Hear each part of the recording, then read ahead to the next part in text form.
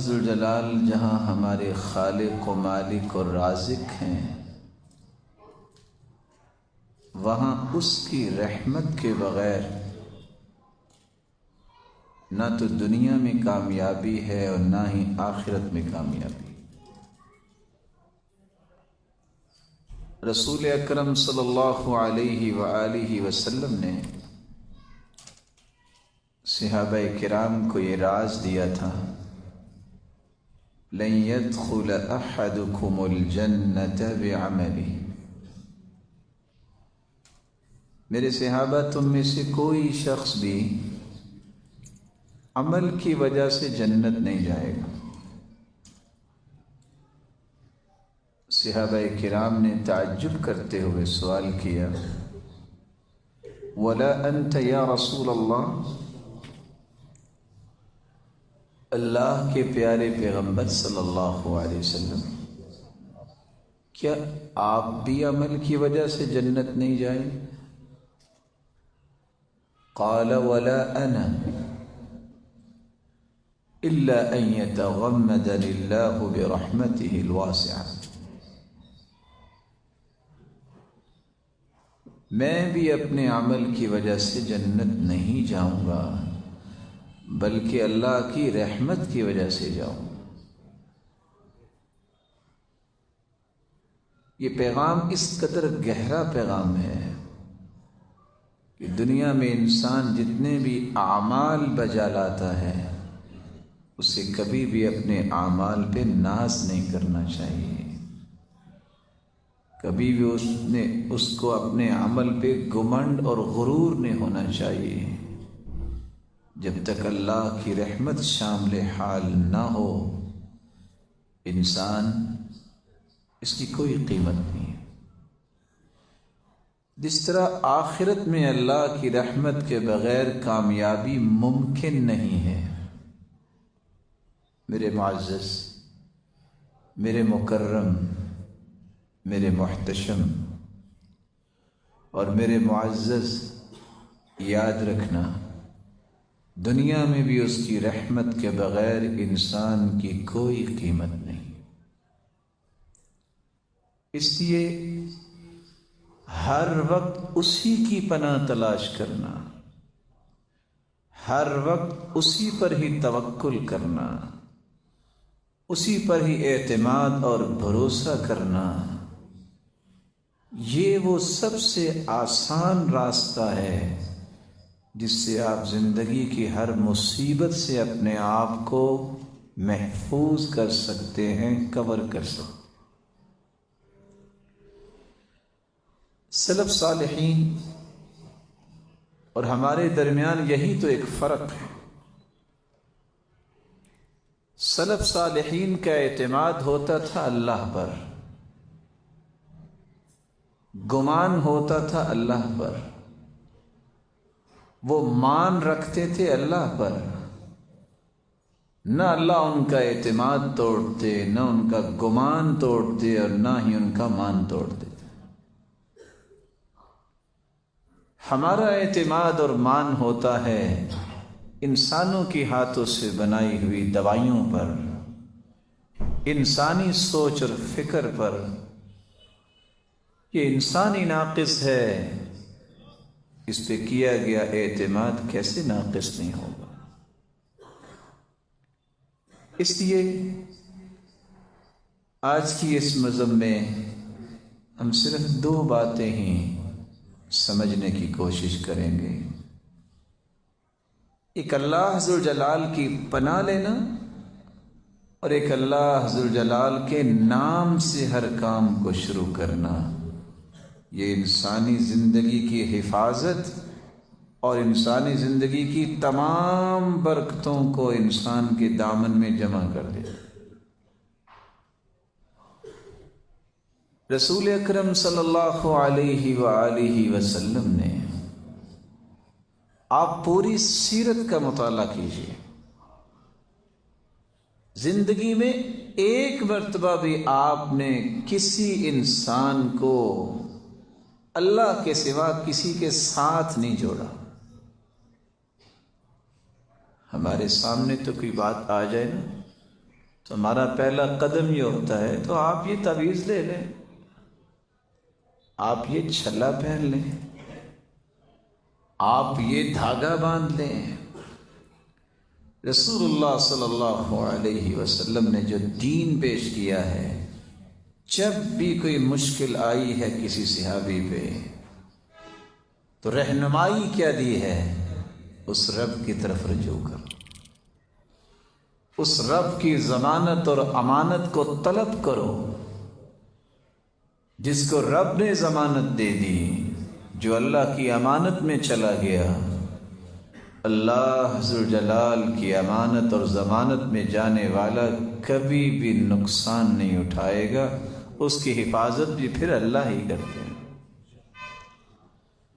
آج بڑے سے بڑے معاملات ہو جاتے ہیں، کوئی بڑا آدمی کسی کی ضمانت دے دے، کوئی اس کی طرف دیکھتا ہے؟ میرے پیارے اور محترم، جس کی ضمانت اللہ ذوالجلال کے پاس چلی جائے اس کو نقصان پہنچ سکتا؟ اس لیے میں آپ سے گزارش کروں گا، اپنے لیے بھی اور اپنے بچوں کے لیے بھی 5 قسم کی ضمانتوں کو کبھی نہ توڑا کرو۔ اور میں یہ ادب سے التماس کروں گا، آپ سے گزارش کروں گا کہ یہاں اٹھنے سے پہلے یہ عہد کر کے جائیے کہ زندگی کی آخری سانس تک یہ ضمانتیں ہم نے نہیں توڑنی۔ کون سی ضمانتیں؟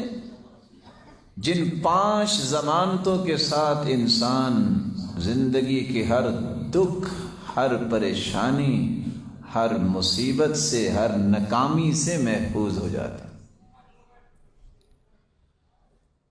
سب سے پہلی ضمانت جس کو رسول اللہ صلی اللہ علیہ وسلم نے ان الفاظ سے بیان کیا ہے، رسول اللہ صلی اللہ علیہ وآلہ وسلم کا فرمان ہے، من صلی الصبح، جو صبح کی نماز پڑھ لیتا ہے، فی جماعت کے ساتھ،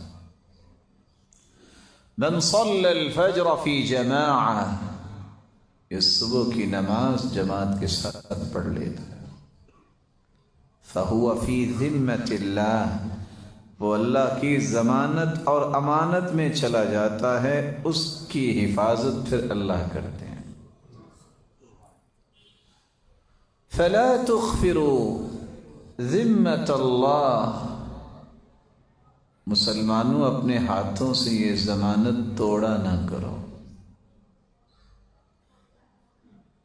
ایک شخص نے جب جمعے کی نماز میں دیکھا کہ مسجد بھری ہوئی ہے،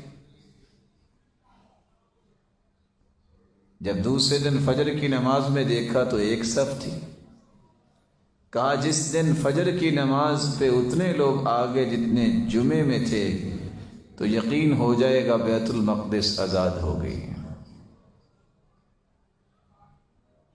1.5 ارب لوگ مسلمان ہونے کا دعویٰ کرنے والے دنیا میں موجود ہیں، لیکن کوئی کہہ سکتا ہے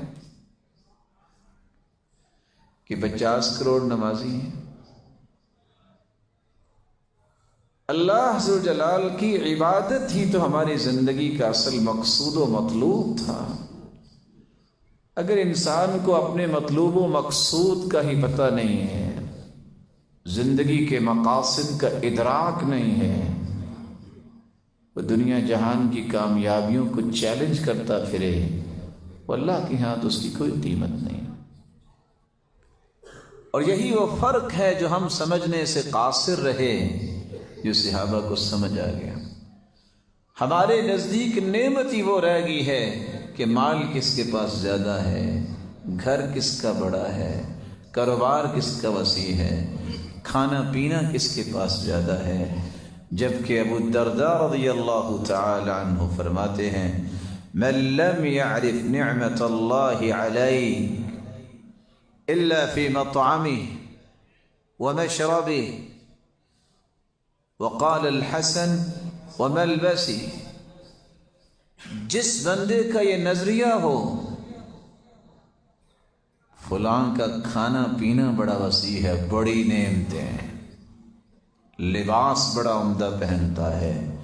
جو صرف کھانے پینے اور لباس کو نعمت سمجھتا ہے، ہدایت اور قرآن اور اسلام کو نعمت نہیں سمجھتا، فقد قل علمه وحضر عذابه، اس بندے کا علم بھی ناقص ہے اور سمجھ لو اس کا عذاب بہت قریب آ گیا۔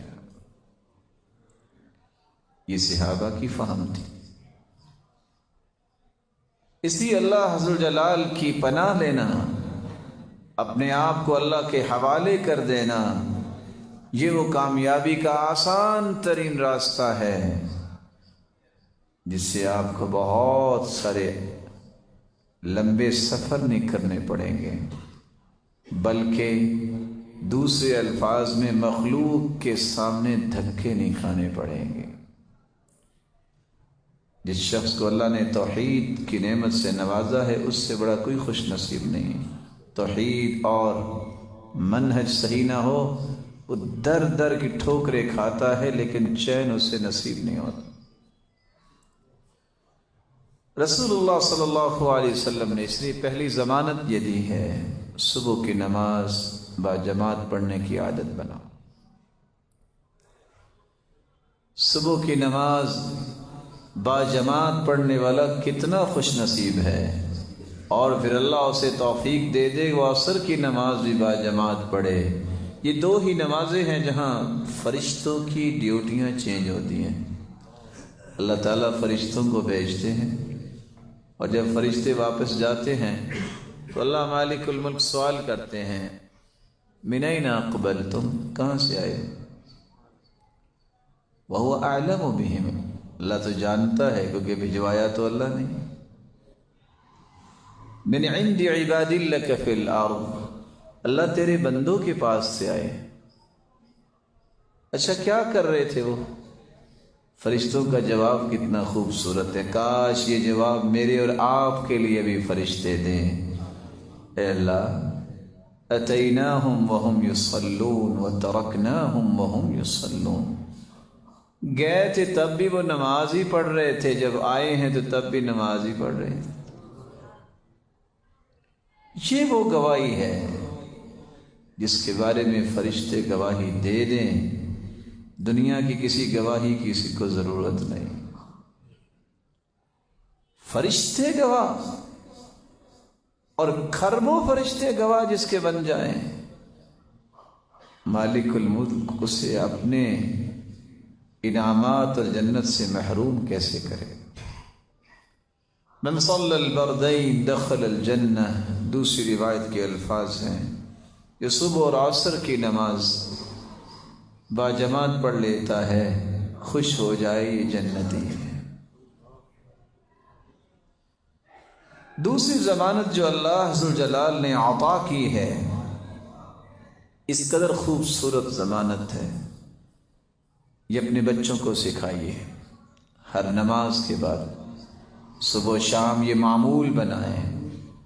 اگر آپ سچی محبت کرتے ہیں اپنی اولاد سے تو یہ پانچوں ضمانتیں آج سونے سے پہلے ان کو بتا کے سوئیے۔ اصل وفا اولاد سے یہ ہے، ہم سوچتے ہیں کہ ہمارے مرنے کے بعد وہ کیا کریں گے، آپ یہ کیوں نہیں سوچتے کہ قیامت کے دن وہ کہاں ہوں گے، ہم کہاں ہوں گے؟ پہلے وہ سوچیے۔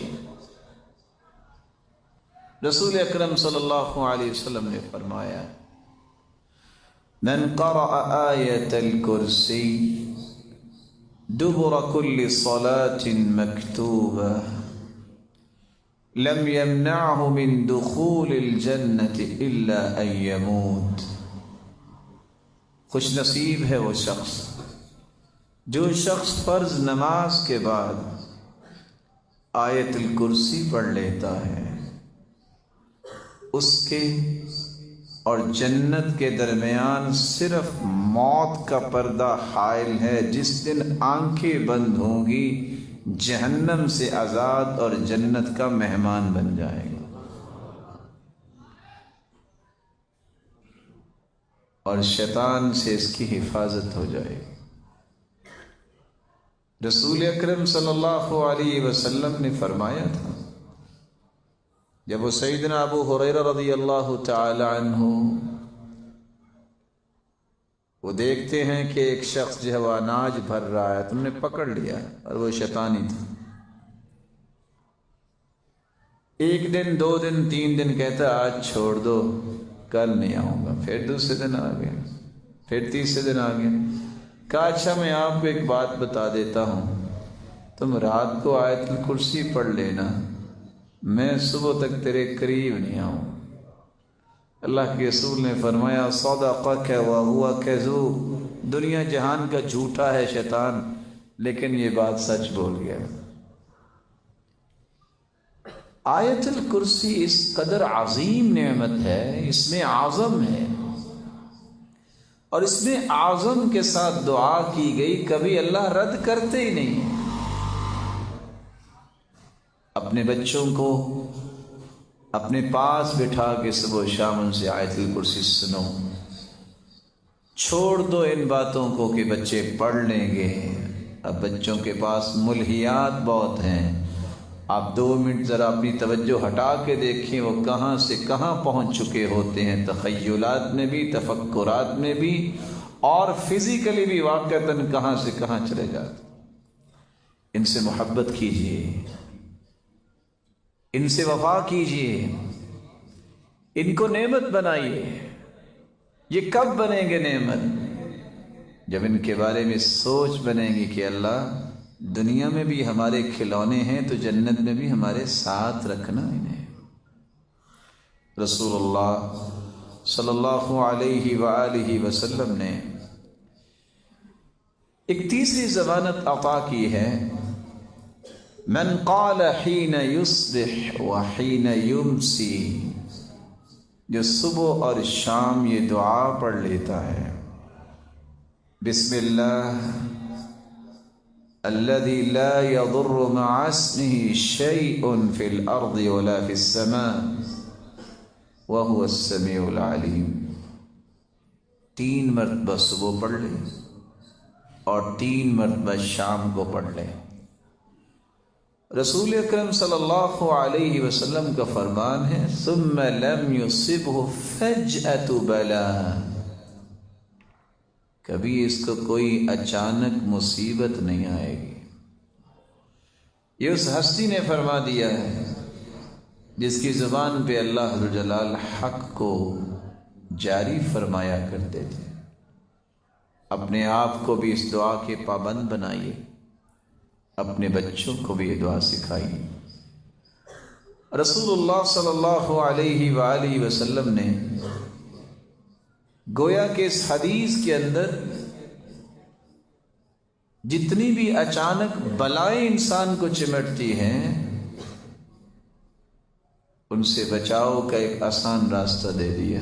بسم اللہ الذی لا یضر مع اسمہ شیء فی الارض ولا فی السماء وهو السمیع العلیم. چوتھی ضمانت یہ ہے، گھر میں تو کوئی بچہ نہیں بیٹھا رہتا، آپ بھی گھر میں نہیں بیٹھتے ہوں گے، بھلے حکومت بیچاری کوشش کرے کہ احتیاط کرو،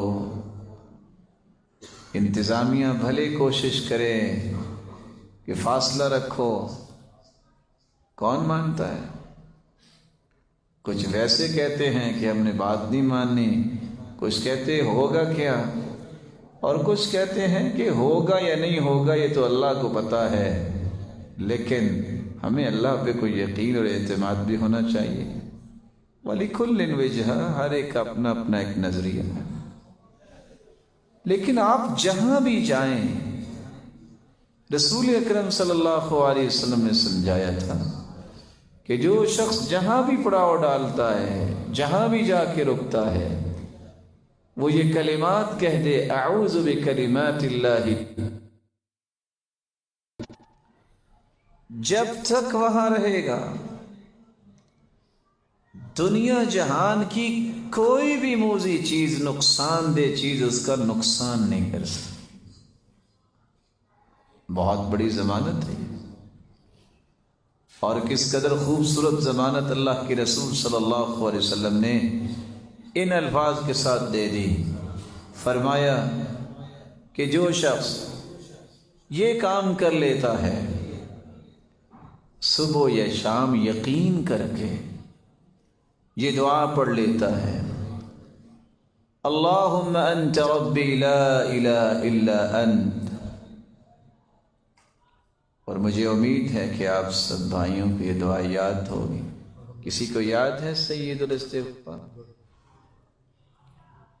اجازت ہے مجھے، میں سن بھی سکتا ہوں کیا جی؟ اللہم انت ربی لا الہ الا انت خلقتنی وانا عبدک وانا علی عہدک ووعدک ما استطعت اعوذ بک من شر ما صنعت ابوء لک بنعمتک علی وابوء بذنبی فاغفر لی فانہ لا یغفر الذنوب الا انت. آپ کو میں اگر اپنے دل کی بات بتاؤں تو اللہ کی قسم یہ الفاظ اتنے پیارے لگتے ہیں کہ یہ پڑھنے کے ساتھ خوشی کی انتہا نہیں رہتی، کیونکہ حدیث یہ کہتی ہے کہ جو بندہ یقین کر کے صبح کے وقت یہ پڑھ لے، شام سے پہلے فوت ہو جائے تو یہ جنتی ہے. شام کو پڑھ لے اور صبح سے پہلے فوت ہو جائے، اگر اس کا یقین ہے تو اگر رات کو یہ سویا ہوا فوت ہو گیا یہ جنتی. تو گویا 24 گھنٹے کی جنت کی ضمانت ہے. یہ رب تعالیٰ ان باتوں پہ یقین کرنے اور عمل کرنے کی توفیق عطا فرمائے. رسول اکرم صلی اللہ علیہ وآلہ وسلم نے صحابہ کرام کو یہی تو وہ انداز زندگی سکھایا تھا جس کے نتیجے میں وہ ہم سے فائق ہو گئے. فائق کیا، وہ ہمارے لیے معیار بنا دیے گئے، مقیاس بنا دیے گئے. آج کسی کو معمولی سی تکلیف ہوتی ہے، کسی کو پریشانی ہوتی ہے، تو اپنی پریشانی اور تکلیف کا مداوع کرنے کے لیے اسے حلال و حرام کی تمیز ختم ہو جاتی ہے. اس لیے اللہ تعالیٰ سے یہ دعا مانگنی چاہیے، یا اللہ ہم بہت کمزور ہیں، ایسا کو فتنہ ہماری طرف نہ آئے کہ ہم اس فتنے کو برداشت نہ کر سکیں اور دین اسلام کا راستہ چھوڑ دیں. رسول اکرم صلی اللہ علیہ وآلہ وسلم نے صحابہ کرام کو یہ ادب سکھایا کہ پہلے یقین کرو کہ کوئی تکلیف آئے گی نا تو اللہ کی طرف سے آئے گی، لیکن اس کے سبب الگ ہوں. کبھی تکلیف آئے گی تمہارے اپنے کرتوتوں کی وجہ سے. وما اصابکم من مصیبت فبما کسبت ایدیکم، تمہارے ہاتھوں کی کمائی. اور کبھی سبب بنے گا، اللہ تعالیٰ نے لکھا ایسے ہے کہ تمہارے گناہ کے معاف کرنا ہے. تم تو معافی سچے دل سے مانتے نہیں ہو، لیکن اللہ تم سے محبت کرتا ہے، تمہیں یہ دکھ تکلیف بیماری دے کے تمہارے گناہوں کو صاف کرنا چاہتے ہیں. کبھی سبب یہ ہوگا کہ رب تعالیٰ کو اتنی محبت ہے آپ سے، آپ کی توحید اور آپ کے اذکار کی وجہ سے، کہ اللہ ذوالجلال نے ایک جنت میں بہت بلند مقام طے کر دیا ہے، لیکن آپ کے اعمال وہاں تک آپ کو پہنچانے کی قابل نہیں ہیں. لیکن رسول اللہ صلی اللہ علیہ وسلم کا فرمان ہے، اللہ ذوالجلال اس بندے کو معمولی تکلیفیں دے کے اس جنت کے مقام تک پہنچانا چاہتے. اگر آپ تینوں باتوں پہ غور کریں تو اس میں اللہ کی طرف سے کوئی ظلم تو نہیں ہے. اور سب سے بڑی ناکامی انسان کی اس وقت ہوتی ہے جس کو سلف نے ہمیشہ کنڈیم کیا ہے، جب کسی کی زبان پہ یہ لفظ آ جائے جو بھی کر لیں ہمارے ساتھ تو برا ہی ہونا ہے۔ امام غزالی رحمۃ اللہ علیہ کہا کرتے تھے جس شخص کی زبان پہ یہ الفاظ سن لو یہ نا امیدی کے تو رک جاؤ۔ جو بندہ نصیحت نہیں سنتا اور جو بندہ اللہ تعالیٰ سے بدظنی کا شکار ہو جائے، لا یرجى برؤہ، اس کی امید نہیں ہے کہ یہ شخص درست ہوگا جب تک یہ سچی توبہ کر کے دونوں رویے چھوڑ نہیں دیتا۔ کسی نے پوچھا آپ نے اتنی بڑی بات کہہ دی؟ کہا میں نے نہیں کہی، میں تمہیں اللہ کا قرآن سناتا ہوں۔ وَإِذَا قِيلَ لَهُ اتَّقِ اللَّهَ أَخَذَتْهُ الْعِزَّةُ بِالْإِثْمِ فَحَسْبُهُ جَهَنَّمُ وَلَبِئْسَ الْمِهَادُ۔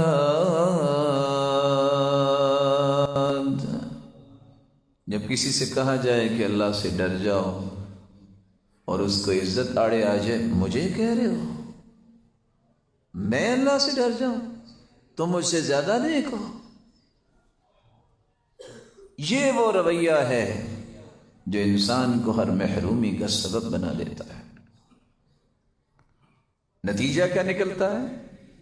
جب عزت آڑے آتی ہے، حق بات کو ٹھکرا دیتا ہے انسان اور مانتا نہیں ہے نصیحت کو، تو اللہ عز و جلال نے آگے کیا فرمایا؟ ان کا ٹھکانہ جہنم ہے۔ اس لیے سلف صالحین میں سے دور نہ جائیے۔ شیخ ابن باز رحمۃ اللہ علیہ یہ بڑے نزدیک کے ہیں۔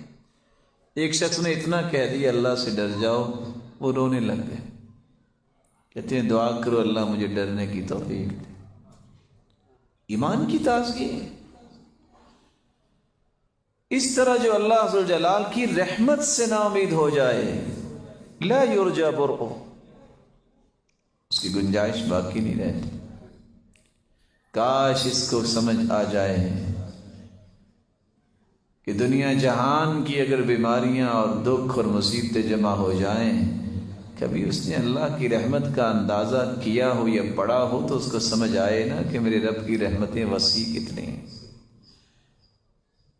بعض لوگوں کو قرآن و حدیث کے دلائل سمجھ نہیں آتے، ان کو عقلی بات بھی کہنی پڑتی۔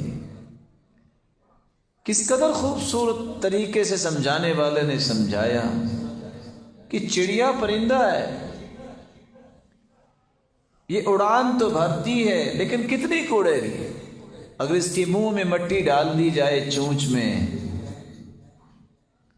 اور تو کہا جائے سمندر پہ تم نے یہ اڑان بھرنی ہے، تو کیا نتیجہ نکلے گا؟ اڑان کی وجہ سے اس کو پیاس بھی لگے گی۔ اگر یہ پانی پینا چاہے تو تب بھی مٹی سمندر میں گر جائے گی، اس مٹی کا بنے گا کچھ؟ اور اگر کہے کہ میں پانی پینا ہی نہیں ہے بس، کیونکہ پانی پیا تو چونچ سے مٹی گر جائے گی، کتنا کوڑے گی؟ آخر تو مر کے گرے گی نا، کہاں گرنا ہے؟ اللہ عز و جلال کی رحمت کی مثال تو دی نہیں جا سکتی، میرے اور آپ کی عقل وہاں تک سفر نہیں کر سکتی۔ یہ چونچ میں مٹی یہ انسان کی کمیاں اور کوتاہیاں ہیں، اور سمندر یہ رب تعالیٰ کی رحمت کا سمندر ہے۔ اپنے آپ کو کبھی رب سے نا امید نہ کیجیے، اپنے آپ کو کبھی بھی رب سے نا امید نہ کیجیے۔ ہم ایسے لوگوں کو جانتے ہیں جن کو ڈاکٹر نے ڈکلیئر کر دیا کہ گنتی کے 6 سے 7 اور 5 دن ہیں، اللہ عز و جلال کی توفیق سے آج بھی وہ اللہ کی عبادت میں مشغول ہیں۔ ڈاکٹرز نے طے کر دیا، سوال ہی پیدا نہیں ہوتا یہ ایک دن نکال جائے۔ 12 سال نکال چکے ہیں، کہنے والے بیچارے اللہ کے پاس چلے گئے ہیں، وہ ابھی زندہ ہیں۔ اللہ کی رحمت سے نا امید نہ ہوئے۔ یہ بہت بڑا جرم ہے جو آج دنیا میں ہو رہا ہے۔ لوگوں کو رب کی رحمت سے نا امید کرنے والے بہت بڑے مجرم ہیں۔ اللہ سے جوڑنا چاہیے، کہ اس رب پہ اعتماد کیجئے.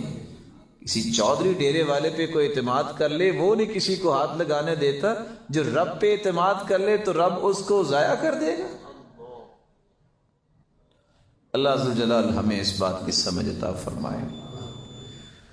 دوسری بات جو میں نے آپ کے سامنے رکھنی ہے وہ یہ ہے کہ اللہ عز و جلال کی پناہ کے بعد ہمیں یہ عادت بنانی چاہیے کہ ہم اپنی زندگی کے اندر جب بھی کوئی کام کریں اللہ عز و جلال کا نام لے کے کام کریں.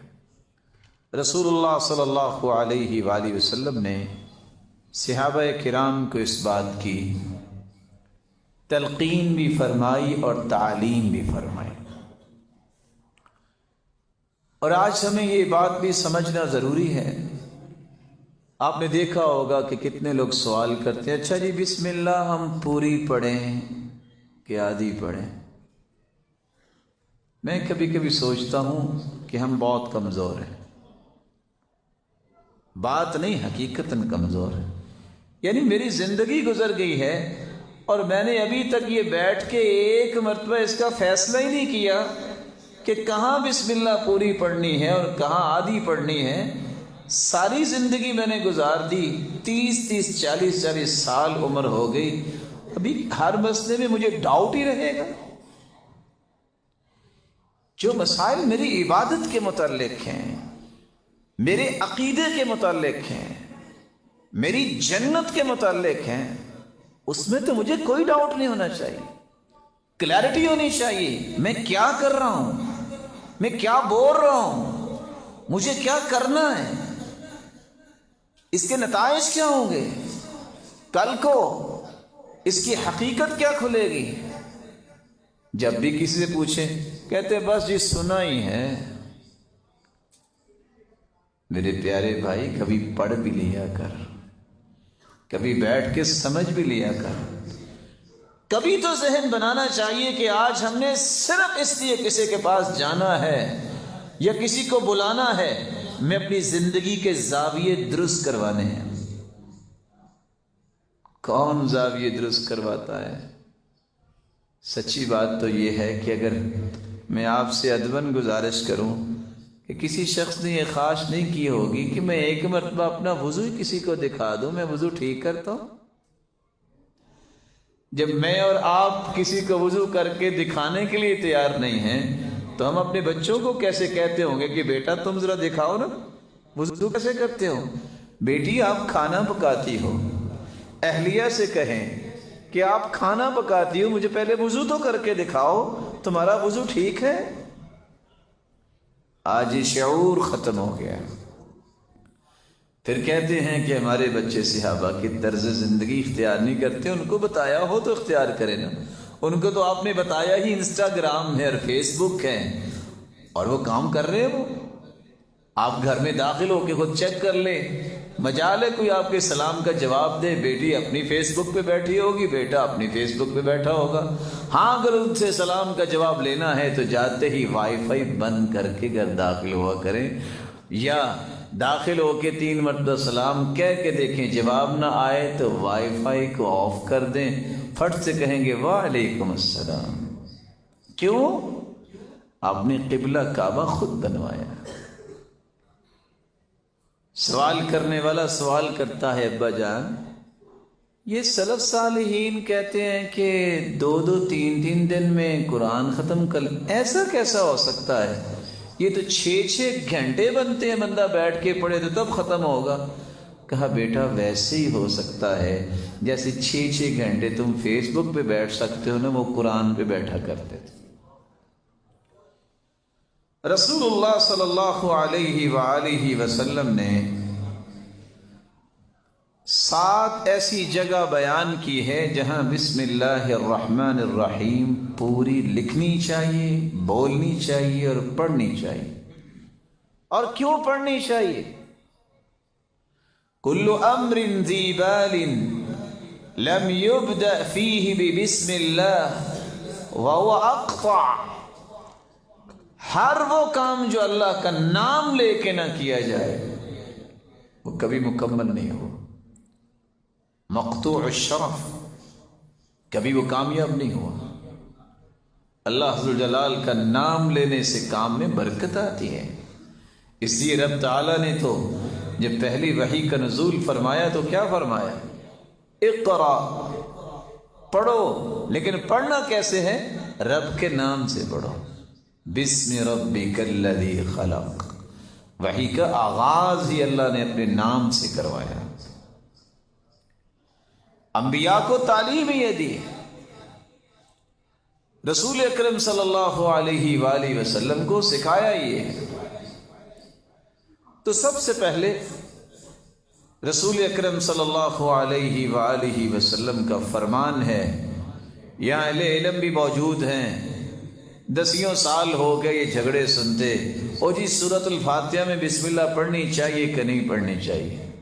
اور میرے معزز، ایک دن بیٹھ کے احادیث کی کتابیں کھول کے دیکھ لو، پریشانی کیا ہے؟ یہ دیکھو محمد مصطفیٰ نے کیا کہا ہے۔ ایسے ہی ہوا میں تیر مارتے رہے، نہیں یہ ہونا چاہیے، اصل میں فلاں نے یہ کہا ہے۔ کبھی یہ بھی سوچا ہے کہ محمد مصطفیٰ نے کیا کہا ہے؟ یہ میرے لیے کرائیٹیریا ہے، یہ میرے لیے وہ نمونہ ہے کہ مجھے دیکھنا ہے محمد کریم نے کیا فرمایا۔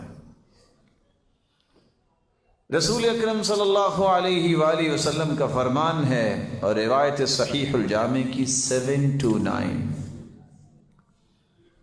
اذا قرأتم الحمد للہ فاقرؤوا بسم اللہ الرحمن الرحیم۔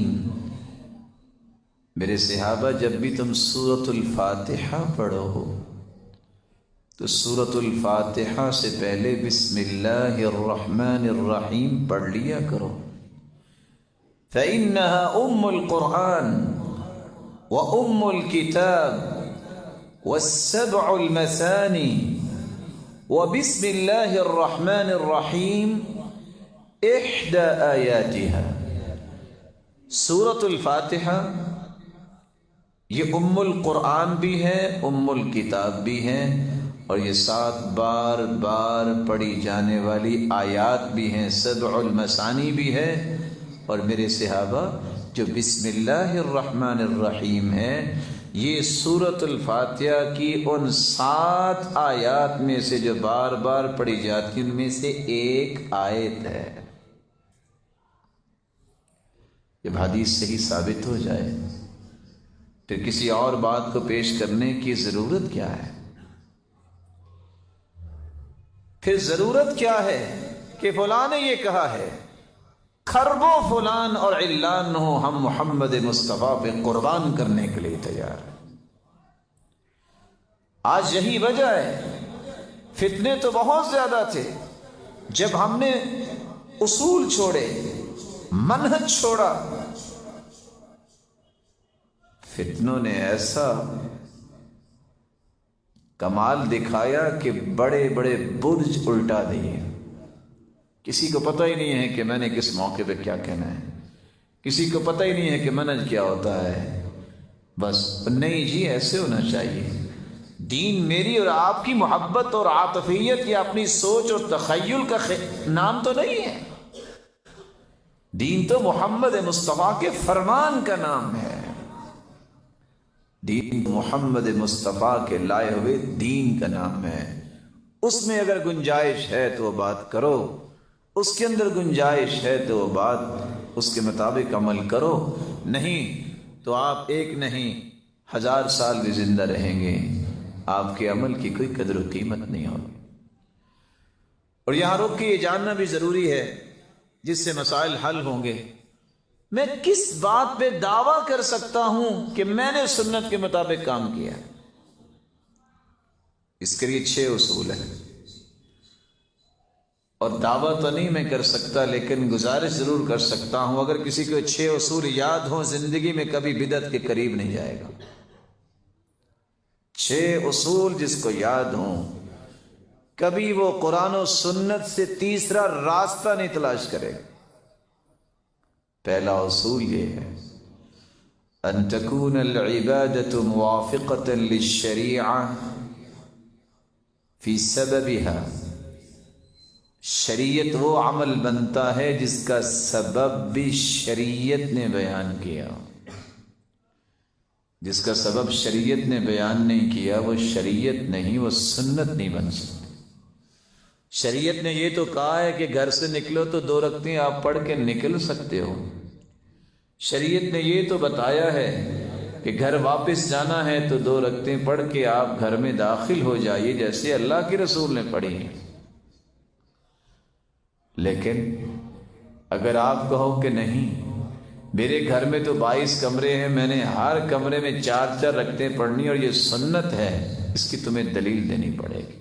ویسے آپ 100 رکعتیں بھی پڑھیں، نوافل پڑھ سکتے ہیں، لیکن کسی عمل کو آپ یہ طے کر دے کہ یہ سنت ہے، اس کا سبب تمہیں شریعت میں پیش کرنا پڑے گا۔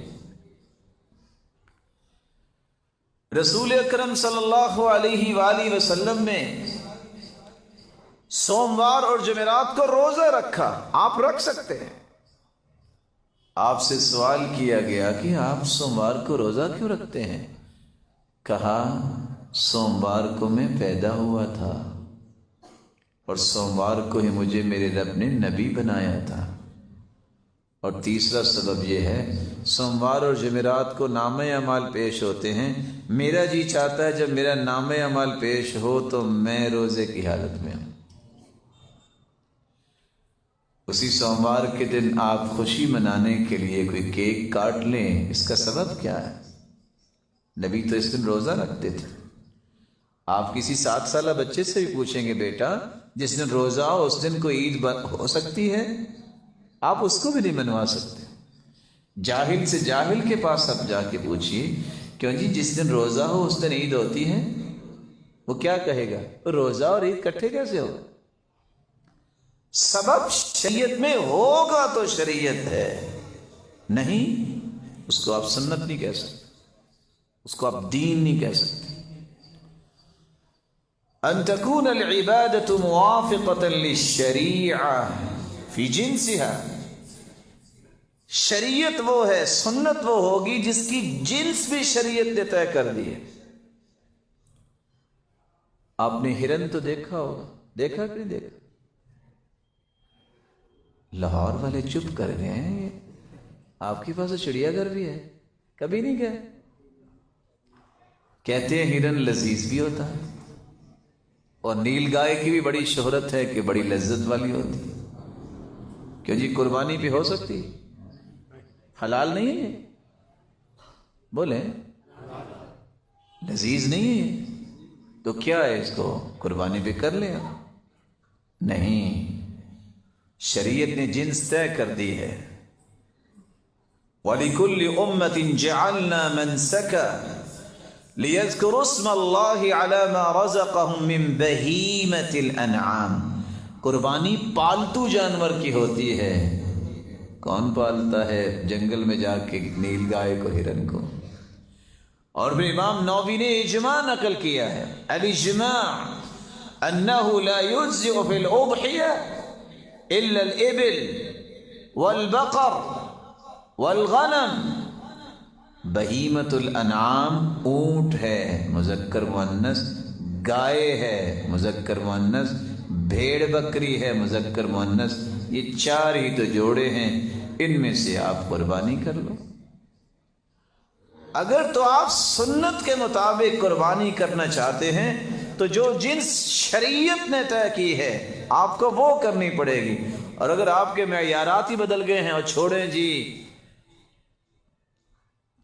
فلاں چیز بڑی مزیدار ہوتی ہے، تو کل کو کسی کو صحیح بخاری کا باب مزیدار لگا، باب لحم الدجاجہ، مرغی کا باب، تو وہ کہے کہ میں نے مرغی قربانی پہ کرنی ہے، تو مان جائیں گے آپ؟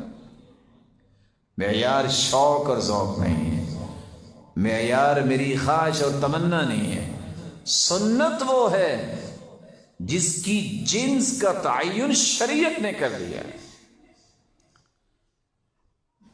تیسرا اصول، ان تكون العبادة موافقة للشریعة فی کیفیتها، سنت وہ عمل ہوتا ہے میرے محترم جس کی کیفیت، جس کی ترتیب شریعت نے خود بتا دی۔ شریعت نے نماز کی اور وضو کی ایک ترتیب بتائی اور کیفیت بتائی، سب سے پہلے وضو میں کیا دھوتے ہیں؟ بولیں۔ اگر کوئی بندہ بیٹھا یہ کہہ دے او بڑی تھکاوٹ ہے جی، آج نہ پہلے پاؤں دھوتے ہیں پھر چہرہ دھو لیں گے، کام وہی کرے جو وضو میں کرتے ہیں، وضو ہو جائے گا اس سے؟ بھی کام تو وہی کیا ہے نا۔ ہم بھی جب کسی سے گزارش کرتے کہتے حرج کیا ہے، نیکی کا کام یہ نا۔